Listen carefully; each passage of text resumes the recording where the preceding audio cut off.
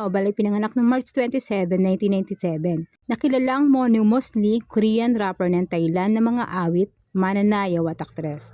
Siya ay isang miyembro ng grupong girl K-pop ng South Korea na Blackpink na nagdebut sa ilalim ng YG Entertainment noong August 2016. Gumanap rin siya sa pag-arte sa 2025 sa serye sa HBO na White Lotus. Noong September 2021, lumabas din si Lisa sa kanyang debut na solong album na Lalisa. Siya ang unang babaeng artista na nakabenta ng 736 copy ng isang album sa unang linggo pa lang nito sa South Korea.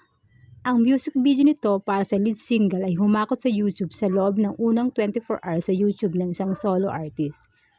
Lalisa and Money ay naging unang album at kanta ng isang K-pop solo artist upang maabot ang 1 bilyong stream sa Spotify noong 2024. Si Lisa ay nakakuha ng maraming mga accolade kasama ng 9 Guinness World Records, isang Gaon Charts Music Award, isang Mnet Asian Music Award, 3 MTV Europe Music Awards, at 2 MTV Video Music Awards.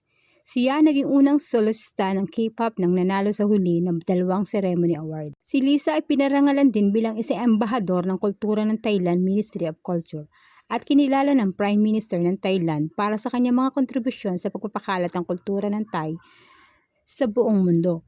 Kalaunan ay legal na binabago ni Lisa ang kanyang pangalan na Lalisa na nangangahulugang pinuri. Si Lisa ay nag-iisang anak, pinalaki siya ng kanyang ina na Thai na si Chithip Bruce Wheeler at ang kanyang sweet stepfather chef na si Marco Bruce Wheeler. Natapos ni Lisa ang pangalawang edukasyon sa Paramount Tree School at second.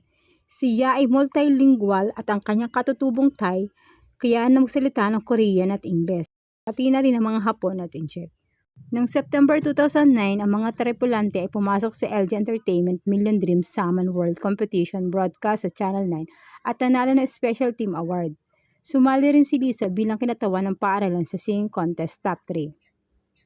Sa pamamagitan ng kanyang trabaho bilang isang model sa South Korea cosmetics brand Moonshoot, siya ay naging embahador ng China noong March 21, 2018.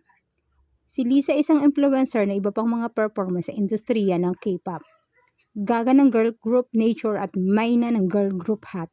Ang kanta niyan Destiny Rogers na Tomboy na naka-upload sa kanyang YouTube channel. At yan ang maiksing kwento ni Lisa Manoval. Kung nagustuhan ng aking video, huwag kalimutan subscribe sa aking channel.